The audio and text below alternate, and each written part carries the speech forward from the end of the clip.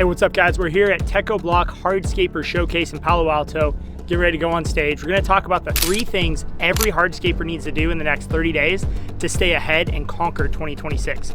These are the exact strategies we're using at K&D Landscaping, and we're sharing it with the world. Let's go raise the bar. Is in 2026, and really for the next 10 years, the companies that move fast, the companies that move with certainty are going to own their market. There's a lot of change happening to our industry, whether it's the hardscape technology coming to the market or it's AI and all that other stuff happening in the office. So we're gonna talk a little bit about those changes and how you guys can position your businesses to succeed. We wanna be in business to raise the bar. Something that's more than just making money, more than just creating great jobs, more than contributing to our community. It was something that we could all rally around when things got tough. And this is after a business that has been in business for 30 years. My parents started this company in 1986, and we always did about $1 million to $2 million in revenue. And then just after 2 years of putting some of these business fundamentals in place, we did $5 million in revenue. From 2018 to 2020, we went from $5 million to $10 million in revenue in just 2.5 years. It was incredible. And a lot of this came to those business fundamentals and this like mindset that we're gonna be a $30 million business. This has just been an incredible journey over the last 20 years, going from dropping out of high school, not knowing what I'm gonna do with my life, to then being able to take over the business from my parents and ultimately scale it to a point where now it's creating generational wealth for all of the families in K&D. Our goal in the next 10 years is to grow this company to $1 billion valuation and create $150 million of employee equity. It's so important to me that we give back to the team that has gotten us here, and we continue to invest in our team. The future is unwritten, but I know we've learned a lot. We're probably gonna have a lot more lessons to learn, but no matter what, we're gonna continue to raise the bar because that's our mission every single day. So that's our mission. Our mission is to grow the company to $1 billion in value by 2035. Why'd I pick $1 billion? Well, it feels completely unreasonable. So we want a target, we want a mission that's worth fighting for, a target and a vision that all of our team members can see themselves in. And the $1 billion mark is where we set that. I'm gonna talk a little bit about the next 10 years, what I believe is gonna happen and why everybody in this room is in the right place at the best time. The disruptor's advantage, if you really follow through on disrupting your market and taking advantage of the opportunities in front of you, number one is you write the rules of the future. One example of this, we went all electric on our maintenance fleet, and that HOA has now in their CC&Rs required that every new bidder of that property have all electric fleets. That's wiped out about 80% of the competition. Those are the things that you can do to rewrite the future. You grow faster than the industry.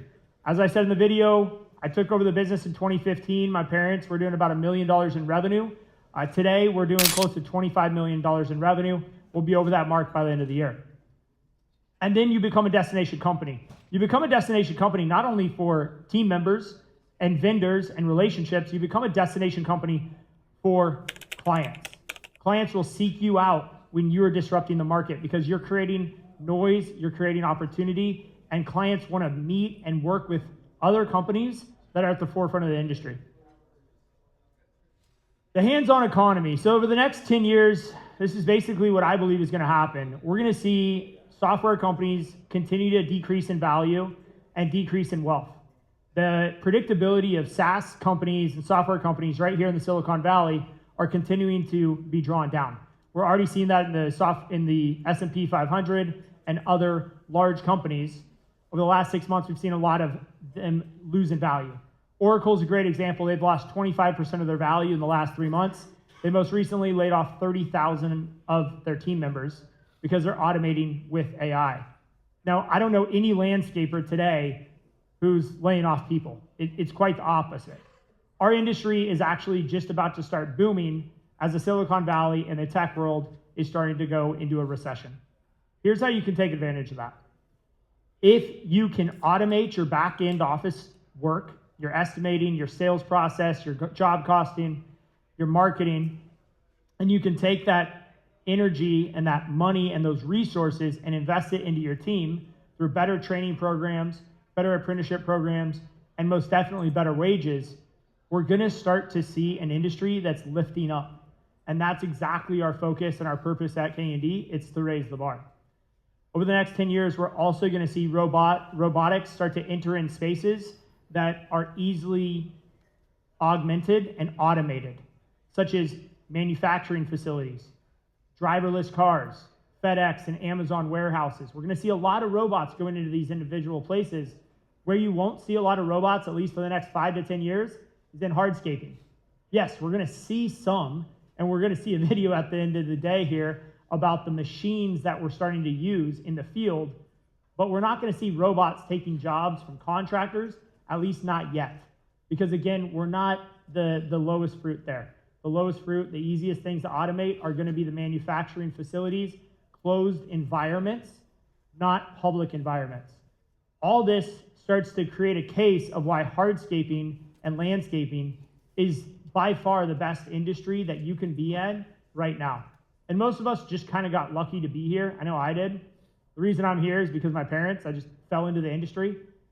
Probably most of the stories here, if I asked you guys how you got into this, it wasn't because you grew up wanting to be a hardscaper. Maybe paver Pete back there, but for the most part, it's just something we fell into. But congratulations, you're in the best place at the right time. So here's what we're going to talk about. We're going to have, this is going to go pretty quick, this talk, and I'm going to share exactly the 3 things that we're doing at K&D Landscaping right now inside of our $20 million business in the next 90 days. Number 1, we're doubling down on AI. I say doubling down because I believe almost everyone's already using AI to some level. Let's take a quick poll. Who is using AI at least once a week in the room? Keep your hands up if you're using it once a day. Keep your hands up if you're kind of addicted and it's all day, every day. All right, there's like 4 or 5 of us in here. Well, I don't encourage that necessarily, but the daily utilization of AI is going to continue to happen. And when I say double down, it's not meaning that you're going to spend more time necessarily in AI. You're just going to create more intentionality around how you utilize and produce AI and deploy AI into your business. Because most of us are using ChatGPT or Claude or Perplexity or another system to just automate our business. And I shouldn't even say that. We're probably not using it to automate. We're using it to write emails better. We're using it to help us think better. But there's this tool called Landscaper I'm going to talk about and explain exactly how we're utilizing that tool to improve our business. Number 2, it's time to be a design and build company. Raise a hands, who does both design and build in the room right now? All right, 70%. I believe there's 0 reason to not have 100% of the hands go up because the accessibility of doing designs has never been easier. There's amazing companies out there that are helping to outsource designs. We actually were in a place, I'll just share a quick story. We were in a place where we were actually handcuffed and a bit owned by a few designers. They would say, hey, I got a project for you, but you got to give me 3 or 4 or 5% of the job and I'll give you the job, right? This quid pro quo. Well, I don't know about you guys, but our average profit, once it's all said and done, the trucks are paid, the fuel's paid, the office rent's paid. Like, we're lucky to get 3 to 5% net profit in this industry. If you're doing really well, maybe you're 10 or 15%. But I don't love the idea of giving a designer 30 to 100% of my profit just so I could get a job. We've now taken that design in-house as of about 3 years ago, and we built a full design team. And then a year ago, we decided the design team is actually a lot of work, and we would like to outsource that. And that's exactly what we've done. So we outsourced all of our 3D designs, but we're able to do 3D designs quick on the fly because of our partner. I'll explain a little bit more who that partner is. Number 3 is create your ICP. I flew my plane here from Watsonville to Palo Alto. It was about an 11-minute flight. About 19 minutes, I had to get redirected around some Southwest traffic. But as I was flying over, I'm just looking down at the hills of Santa Cruz and then the hills of Los Gatos and the Los Altos hills and Atherton. And over here, we got South San Jose and then Fremont. And I was just thinking, I was like, man, there's $1 million jobs right below me. And then there's a $5,000 driveway over here. So what do you want to do? Do you want to do the $5,000 driveways? Do you want to do the $1 million Atherton Gardens? Or do you want to be somewhere in the middle? The thing is, as much as we may be competitors in this room, there is more work than any of us can handle. And if you're doing these 3 things, your biggest challenge is going to be, who do you work for? Because the worst thing that you could have in 2026 is you get to June and you're fully booked out with the wrong client at the wrong price on jobs that you don't want to be at. And now you got to work your way through that work and then do it all again in 2027. Once you identify your ICP and you start saying no, just be careful. You're like, we get negative Google reviews. We get negative hate on social media like, oh, looks like a great company, but I called them and they were too good for me. You're going to get that. But when you get that feedback from the community, just know that you're identifying the right client and you're selecting them in the right way. This is basically the maturity curve of AI today. We have, like most of us, generative AI assistant. Hey, help me write this email. What's my calendar look like today? Just kind of some back and forth stuff. It's what 98% of society is using AI and business is using AI. Number two is an AI agent assistant. This is asking an agent to do something for you. That agent goes out and does it and says, hey boss, I'm done with that task. It's a great utilization of AI. I would say there's only a few people actually doing this right now in this industry. And then the final level, the big boss, is digital workers. We're just starting to get into this area. For example, you can have a digital marketing assistant that builds out your Google paid ads, goes out and pushes those ads, analyzes the results over the next 7 days, and then decides which ads to pull and which ads to put more money behind. All 100% automated. The world is going to become very much focused on digital workers, and if you look at some of the tech companies, you are going to see this happening. So let's talk about Landscaper AI. We've been using Landscaper for coming up on a year now, and it's an incredible program. Who in the room right now has been messing up with trying Lana or trying Landscaper AI right now? Wow, okay, great opportunity. So with that, let me make sure I explain this really well. So Landscaper has a couple things. I'm just gonna zip to this if you guys wanna fill this out and you guys can get into the system. So Landscaper has Lana, which is landscaper.ai. You can search right now and you could go into it and you could start working with it. This link is gonna take you to a landing page. It's gonna ask for a few things.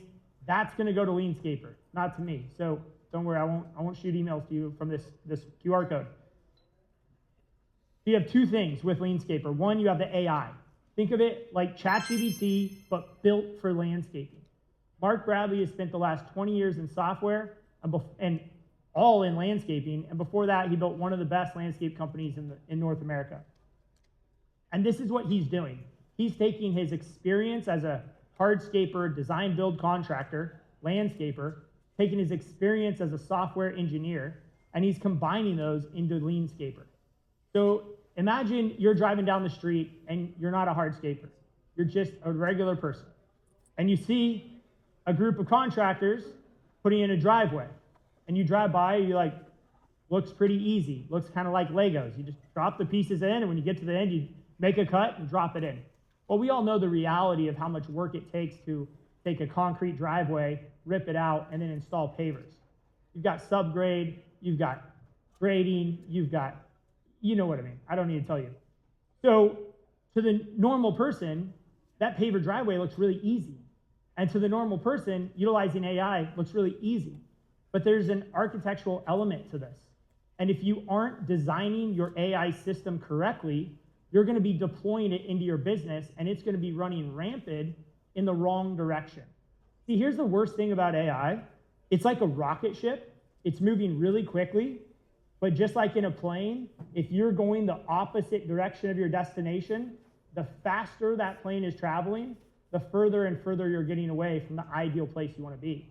That's the same thing that's happening with AI today. We're deploying it, but we're not actually getting to where we want to be. So Mark Bradley created this thing called the Accelerator Program.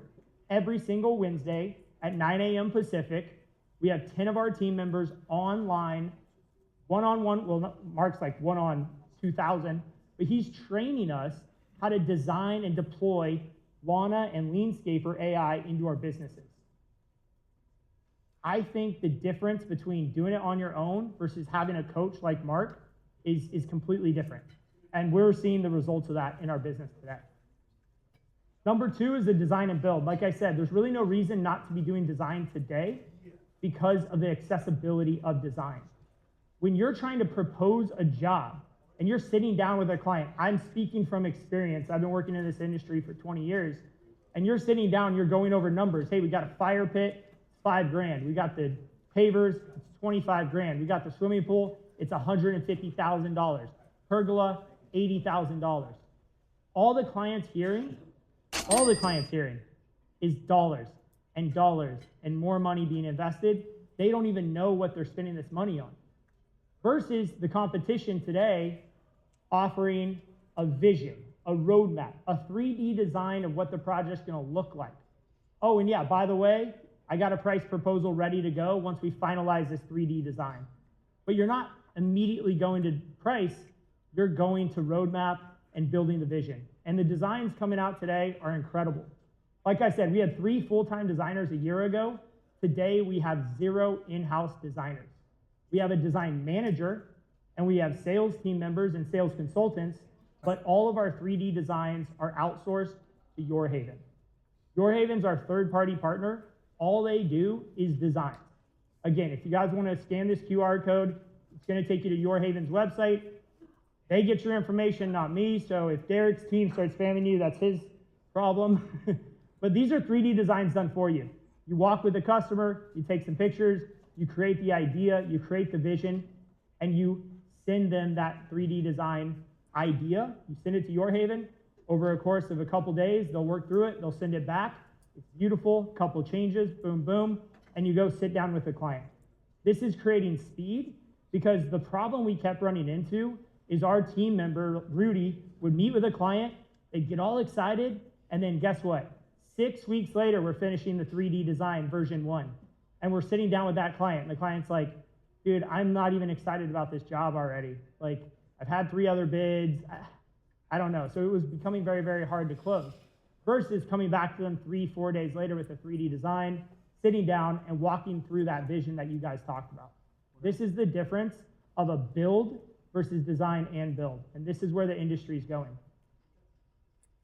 Oh, number 3, ICP, Ideal Customer Profile. Who here knows, if I asked you in 30 seconds or less to define your ideal customer, who could tell me? Okay, this is awesome. Because I'll be honest with you guys. About 2 weeks ago, all 3 of these things weren't necessarily priorities inside of K&D. And if you asked me to raise my hand, I would have kind of went like this too. So last week on Friday, we did our quarterly planning session for summer, and we discovered these are the 3 priorities we need to focus on as a $20 million landscape company that works from San Francisco down to San Luis Obispo. These are the exact 3 things we were struggling with. So the ICP is incredibly important, and Lana is Leanscaper's AI. It has created an ICP agent. Remember that AI map I showed you? This is the agent. This is the agent assistant. You could go in there, it's gonna ask you some questions, just like I would, and at the end of it, it's gonna spit you out a beautiful ICP that you can then market towards. You can say yes or no when they call, and you can start to work on jobs that are gonna produce you that high net profit and gross profit that we've been looking for. So having an ICP is critical. Here's what we just talked about. Double down on AI. I know it's hard. I know we're all kind of scared of this, but it's coming, it's here, and you guys are gonna be amazed when you start using it. Number 2, all those build guys out there, let's start doing designs. It's not that hard, and guess what? You don't have to do it. You just need the vision, and I know all of you guys have a vision. Number 3, create your ideal customer profile. All of these 3 things should, and I believe can be done in the next 30 to 60 days. So if you leave here with one thing from my talk, these are your 3 priorities for the next 30 days. I say this every chance I get in front of a large room. I have a mission right now I'm on. I don't know when I'm gonna get there. I don't know how long it's gonna take, but I wanna see how quickly can we lift this industry to a $100,000 minimum wage. This industry is the hardest working industry in my perspective. Our teams and all of you go out there every single day, whether you're selling, designing, or installing, and yet we are paid at some of the lowest wages in the entire construction industry. I'm on a mission to get to a minimum of $50 an hour, and every single person that works at K&D should be making $100,000. Will I get there this year? Probably not. Will I get there this decade? I surely hope so. Who's with me on this? Let's go. Round of applause for you guys. All right, guys, successful day. Beautiful conference at Techo-Bloc Hardscaper Showcase. So we're just wrapping it up. I'm gonna go jump in the plane, head back to Watsonville. Drew and Joe are going back to San Francisco, and then we meet again in the near future. All right, guys, let's go.